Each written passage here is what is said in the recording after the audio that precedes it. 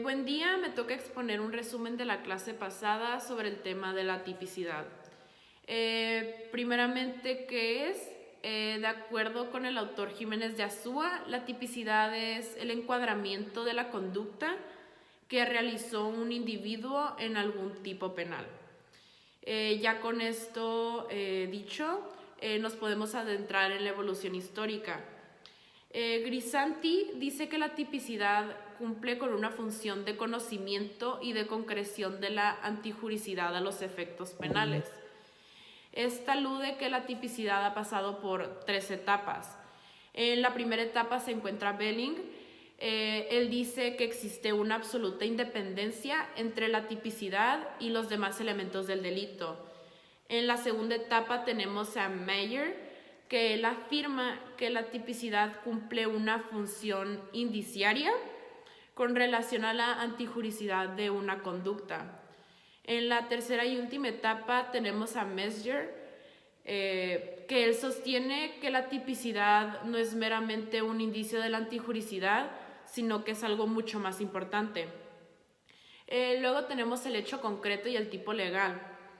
En esta, el legislador hace una abstracción concreta para que no existan detalles innecesarios dentro de la definición del delito que se describe. El tipo se puede expresar de una manera simple como el entendimiento o descripción legal de una conducta que se considera delictiva. Posteriormente existe la función del tipo legal. El tipo legal es un punto donde los caracteres del delito en su totalidad se unen, y esto es para lograr adecuarse a la figura que rige. Luego tenemos el núcleo del tipo, que este es el verbo que va contenido en la descripción del supuesto jurídico.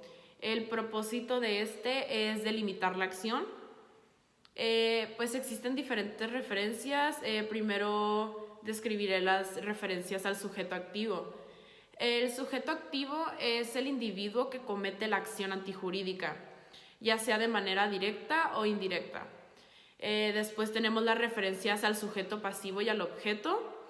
El sujeto pasivo es el individuo en el que recae la acción realizada por el sujeto activo. Los objetos del delito pueden ser cosas y animales, y los sujetos pasivos son las personas jurídicas y la colectividad. Ahora siguen las referencias al tiempo, ocasión y lugar. Este tipo de referencias es más sencillo explicarlo mediante un ejemplo. Pues en este caso voy a utilizar el aborto. Pues en el tiempo es que si abortas hoy y este fuera ilegal, serías procesado en el momento. Pero en caso de que este se legalice, se aplica el tiempo a tu favor, por lo que ya no serías procesado por ese delito. El lugar es que dependiendo del espacio en el que te encuentras, puede ser algo ilegal o no. Por ejemplo, pues el aborto es legal en Estados Unidos, pero en México no. Si abortas en Estados Unidos, no se te puede procesar en México, pues ya que no se cometió en el lugar donde es ilegal. Por último tenemos la ocasión, que esto significa que es legal solamente si se encuentra una causa estipulada en la ley. Pues en México sí se encuentran causas sobre el aborto. Luego tenemos, ya saliendo de este tipo de referencias, tenemos la referencia de los medios. El medio es el instrumento o la manera que se realizó la acción penal. Ya saliendo de las referencias tenemos los elementos. Los elementos de los tipos son 3, son los elementos objetivos, subjetivos y normativos. Los elementos objetivos son meramente descriptivos de un hecho o conducta que es susceptible a la imputabilidad, responsabilidad penal, y son apreciados por el simple conocimiento. Luego los elementos subjetivos le dan sentido al tipo, lo determinan y diferencian delitos. No siempre están expresados de manera textual, y se guía más por la antijuricidad que con la culpabilidad. Tenemos que Mesger dice que estos elementos tienen relación con la culpabilidad, ya que sin ellos este elemento no podría ser imputable para el sujeto activo. Ernst Belling hace la pregunta sobre si estos elementos actúan de manera descriptiva solamente para el conocimiento o si deben hacerse por un juez que los valore. Por último tenemos los elementos normativos. Los elementos normativos, según Jiménez de Azúa, son una valoración jurídica o cultural de un juez.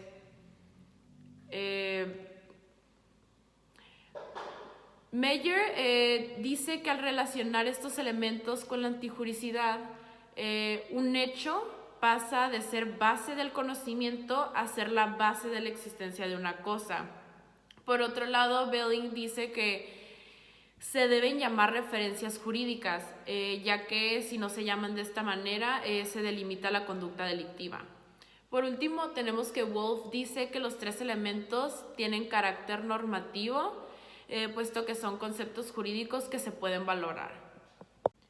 Luego tenemos la clase de tipos. Se divide en varios dependiendo de la manera en la que se manejan.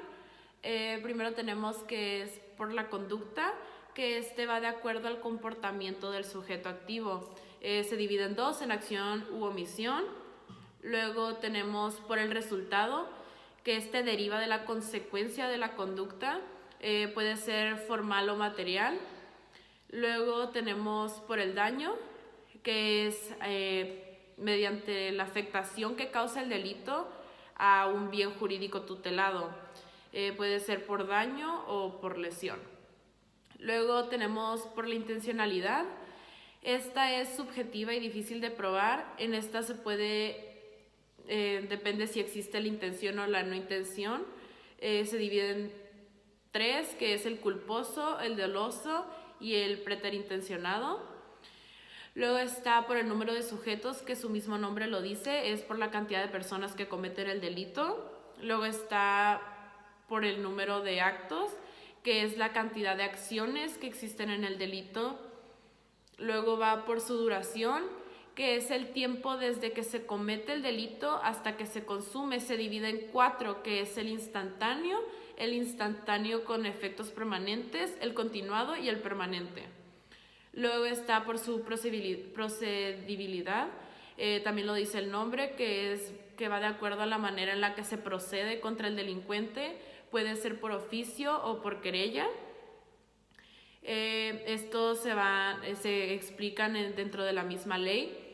Luego sigue el de por la descripción de sus elementos. Se divide a cómo el legislador da la descripción legal. Puede ser descriptiva o normativa. Luego sigue por su ordenación metódica. Esta categoría se divide según las determinadas circunstancias. Se divide en tres, que es básica, especial o complementado. Y por último tenemos por su autonomía o dependencia, que ciertos delitos existen por sí solos y otros dependen pues, de la existencia de otro. El tipo se divide en dos, de acuerdo con la autora Muchategui, en tipo objetivo y tipo subjetivo. El tipo objetivo lo componen 5 elementos, que son el autor, la acción, los medios, las formas de comisión y el resultado. El autor es la persona que comete el delito, la acción es cómo se cometió el delito, qué es lo que lo convierte en delito. Los medios es todo lo que permite que se cometa el delito. Las formas de comisión son las autorías o coautorías, es decir, las personas que cometen el delito, y el resultado es el delito como tal. En el tipo subjetivo, este también puede venir en la ley y se divide en dos, que es el dolo y la culpa. En el dolo tienes conocimiento y la intención de cometerlo, y por el contrario en la culpa no tienes la intención de cometerlo. Hay algunos autores que consideran que la preterintención es parte del dolo, ya que existe la intención de cometer el delito, nomás que sobrepasa, pues, el resultado sobrepasa la intención. Por último tenemos el subtema de la tipicidad, que es la parte negativa debido a que es la ausencia de uno de los elementos del delito, que no permiten que algo encuadre con la conducta penal.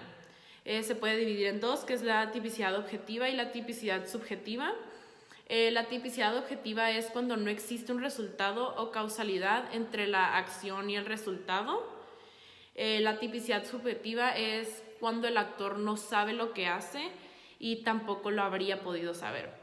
En la ausencia del tipo sucede cuando en la ley no se especifican ciertas causas o características que permitan que se considere como un delito.